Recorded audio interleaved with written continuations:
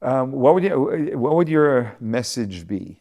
What would your message be to the Gentile world, to the non-Jewish world, in regards to Israel, what they can do maybe to be on the right side of history, on the right side of things? Uh-huh. Interesting. Okay, so I would say number one there as well. So I would say number one there as well, that they should educate themselves. Meaning I go around a lot. So when I go around a lot, I try to speak to the non-Jews I meet as well. Not only the Jews. Yeah. And very often the reaction will be, "Wow, you're from Israel. That's so cool," but it's so foreign. They have no idea about what's actually going on in Israel. So I would say, educate yourself on what's actually going on in the Middle East. And I think in order to do that, you need to engage in a really, really deep dive. Because if you look at the surface, you're going to get a lot of polarized ideologues on one end of the spectrum or the other without actually getting deep experience, right? So definitely educate yourself, right? That's one. Two is I think you'll only really understand what's going on if you visit yourself. So perhaps consider visiting Israel. Yeah. And even in terms of visiting, right, I think you'll only really get a sense if you spend some degree of time there.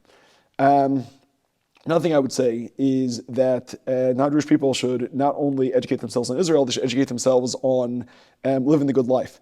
And a good way to do that is by reading the Hebrew Bible. There's so much good, rich insight for life in the Hebrew Bible, and it's really the bedrock of Western civilization. It's the bedrock of American civilization. We look at the dollar bill, we see e pluribus unum, out of many one, and the Bible tells us about making God one in the world. Right. We see the idea of in God we trust. So it's a good idea to read God's book.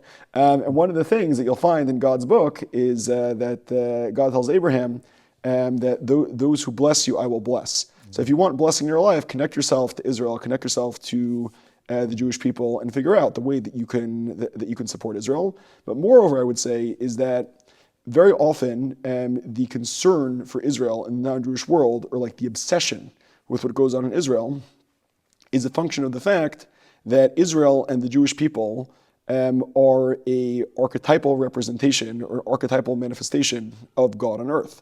And the battle that the Jewish people have with their enemies whenever they come up are a archetypal manifestation of the battle between good and evil. That's just a very striking point to consider as why is it that people are so obsessed with Israel, and it's for that reason. But I would say that very often the concern becomes a little bit voyeuristic. Right, you're looking at something happening very far away from you, outside of your sphere of influence. If you're sitting in Bucks County, Pennsylvania, it's not necessarily the case that you're concerned one way or another and will make a big difference. It is important to be concerned, but I would say that you should consider, how can I make here Israel? As in, how can I understand, the ideas of what is Israel meant to represent? And really, the pilgrims, the first Europeans who came to the United States saw it as, or the soon-to-be United States, their vision was to manifest something along the lines of the promised land. And so wherever you are in your community, go ahead and make here Israel, which doesn't mean, convert to Judaism, which doesn't mean, start putting on tefillin, but rather it means understand what are the core values, the general moral principles that the Bible teaches, and bring that into your life and bring that into your family and create a stable, loving family and stable, loving community. Beautiful. It's a beautiful message. Thank you. Yeah.